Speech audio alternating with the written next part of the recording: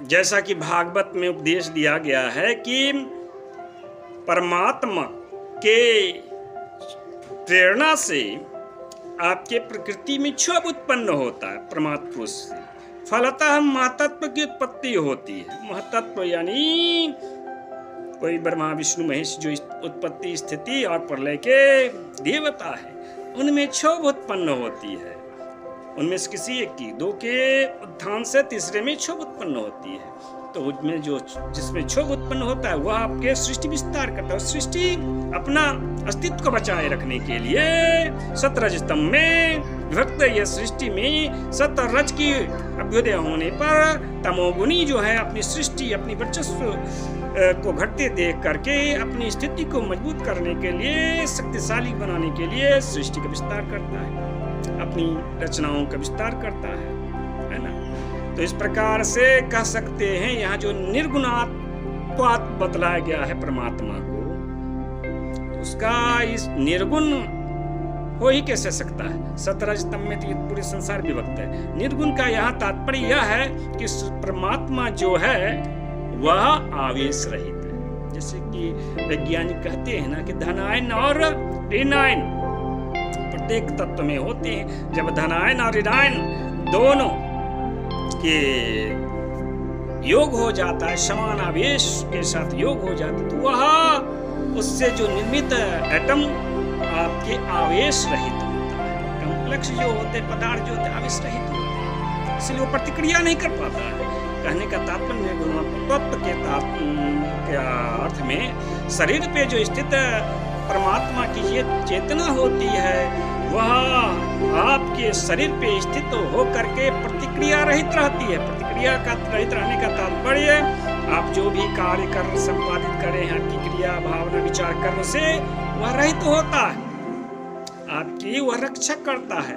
विपरीत चेतना जो है, विपरीत आध्यात्मिक चेतना, सतरजतम में जो विपरीत आध्यात्मिक चेतना है, उनमें से कोई जिसकी प्रधानता आपके देह में है, परमात्मा कृपा से उसकी अभिवृद्धि हो जाती है, वो आपकी रक्षा कवच का काम करता है।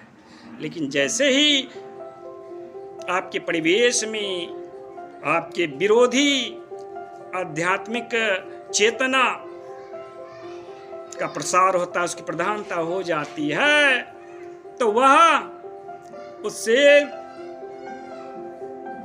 उसी की तारतम्यता में उसमें भी अभिवृद्धि होती है, क्योंकि परमात्मा शक्ति है ना। इसलिए तो वह प्रतिक्रिया रहित रहती है, लेकिन उसमें वृद्धि भी होती रहती है। वह परमात्मा अपने संकल्प के अधीन रह करके, या फिर जो भक्त जो सन्यासी संत ने परमात्मा से कामना की है, वर स्वरूप उनकी कृपा प्राप्त की है, उस वर की पूर्ति होने तक, संकल्प की पूर्ति होने तक देह शरीर पर स्थित रहता है। अद्यपि जब परमात्मा की कृपा होती है एक संत पे, एक सन्यासी पे, बावजूद इसके परमात्मा है तो वह तो स्वयं में स्वर्ग है, वैकुंठ है। समस्त उनकी जो भक्त की शक्तियां हैं, चेतनाएं, अदृश्य चेतनाएं, वो भी उनके साथ गमन करती है, इसीलिए तो सर्वगत कहलाते हैं। इस प्रकार जिस प्रकार से आकाश सर्वत्र विद्यमान है ना, बावजूद इसके किसी में लिपायमान नहीं होता है भूमंडल में जीवधारियों पर, उसी प्रकार परमात्मा है। उन और उनके जो भक्त उनसे जुड़े हुए हैं, उनकी सूक्ष्म चेतनाएं भी उनसे जुड़ी हुई है, और तो वो जुड़ी हुई उनके साथ गति करते हैं। लेकिन जब किसी तीसरे स्थान से, तीसरे लोक से, दूसरे लोक से परमात्मा का आह्वान करता है संत सन्यासी भक्तजन, तो परमात्मा वहाँ पर कृपा दृष्टि करते, वहाँ पर पहुँचते हैं, तो उनके साथ उनके जो अदृश्य चेतनाएं हैं वह भी वहाँ पहुँच जाती है। वो अदृश्य चेतनाएं कहाँ रहेंगी?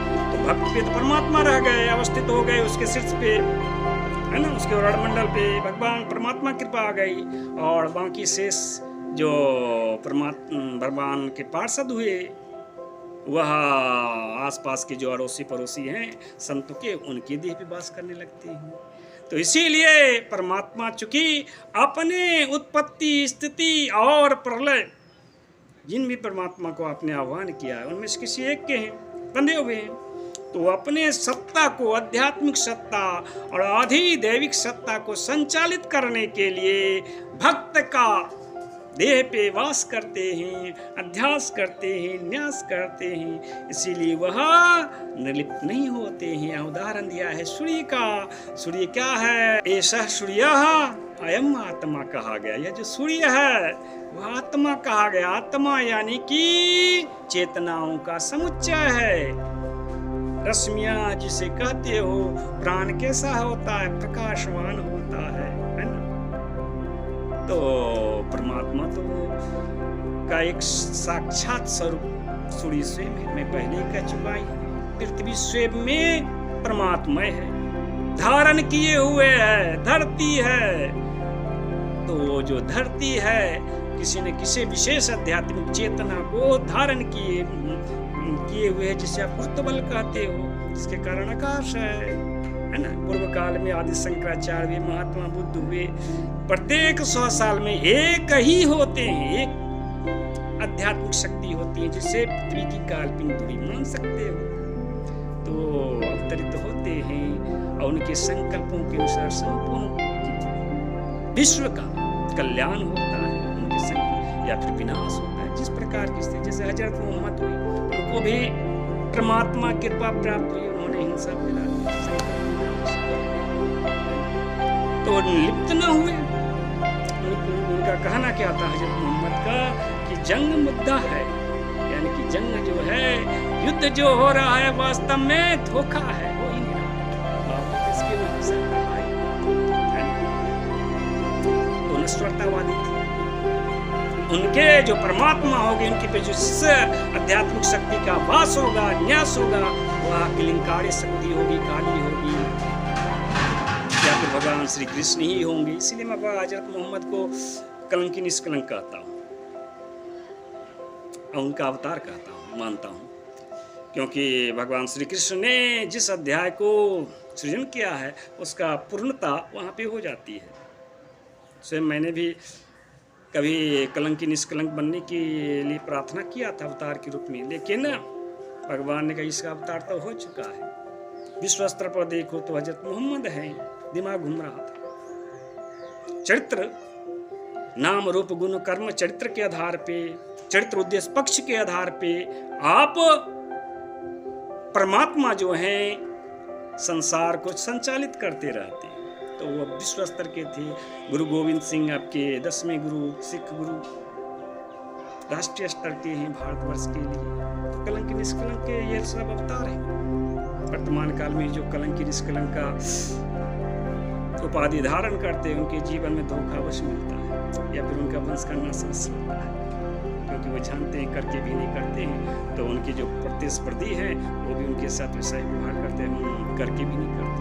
परमात्मा किसी साधारण भक्त पे या सन्यासी पे, परमात्मा उच्च स्तर के देवता होते हैं, तो वह साधारण जीवधारी शरीरधारी पे कृपा क्यों करेगा जब तक उसका कोई प्रयोजन नहीं होगा। इसीलिए गोस्वामी तुलसीदास ने कह दिया है, लिख दिया है, सुर नर मुनि यही रीति स्वार्थ कारण करही प्रीति, सुर नर मुनि यही रीति। उनकी वही अपनी कोई योजना होती है, उस योजना को पूर्ण करने के लिए परमात्मा किसी पे क्या करते हैं, अध्यास या न्यास करते हैं, जिसे संसार संत के रूप में जानता है, सन्यासी के रूप में जानता है या फिर भक्त के रूप में जानता है। और जब परमात्मा का वो भक्त एक स्थान से दूसरे स्थान पे गमन करता है तो उसके साथ परमात्मा की शक्ति भी जाती है। फलतः जिस स्थान को वह छोड़ता है और नए स्थान पे जाता है तो प्रकृति है, प्राकृतिक वातावरण वो भी परिवर्तन होता है। कई बार भूकंप, ओला पड़ना, हिमपात होना, उल्कापात होना, तूफान आना, यह सब आपके आध्यात्मिक शक्तियों के ऊपर निर्भर करता है। जो तरंग आपके भक्त के भावना विचार में उत्पन्न हो रहा होता है, उसका रीडिंग आपके, उसका पठन आपके अदृश्य जगत में जो है स्थित भगवान परमात्मा और उनके जो भक्तगण हैं वो कर रहे होते हैं। सतोगुनी, रजोगुनी, तमोगुनी में किसी एक के आप पक्ष के हैं, और जो विपरीत पक्ष के हैं वह आंदोलित तो होंगे ही, आवेशित तो होंगे ही।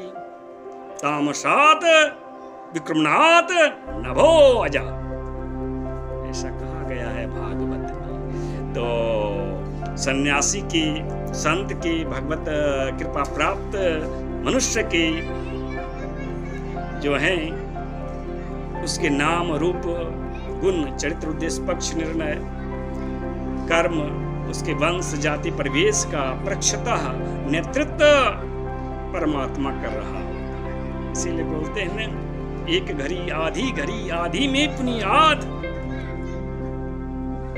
कबीरा संगति साधु की हरे कोटि अपराध। इसीलिए कहा जाता है, क्योंकि जब संत के नजदीक जाते हैं तो परमात्मा की दृष्टि में आ जाते हैं। परमात्मा की दृष्टि में आ गए तो फिर वो आपका भी जो फाइल है, आपकी अर्जी जो है उस पर विचार कर लेते हैं, ऐड कर देती है, आपको योगी बना देती है। तो वो अपने भक्त के माध्यम से आध्यात्मिक आधि देविक सत्ता को संचालित करते हैं। इसीलिए वह जीवधारियों के देह पर स्थित होकर के भी लिपायमान नहीं होते। आकाश क्या है? एक आध्यात्मिक स्तर, एक स्वर्ग की सत्ता। आकाश को स्वर्ग कहा गया है, उसको निरूपित करता है, उसको प्रकट करता है। हे हिरण्यगर्भः संवर्तताग्रे भूतस्य जातः पतिरेका आसित स दधार पृथ्वीं ध्यामाहुतेमा कस्मै देवा हविषा विधे। कहने का तात्पर्य, निर्गुण निराकार ब्रह्म, अनादि ब्रह्म, अव्यय ब्रह्म का आदि आपने साक्षात कर लिया है तत्वता, तो फिर ये जो साकार स्वरूप में देवता है उनमें से किसे आप भविष्य दीजिएगा?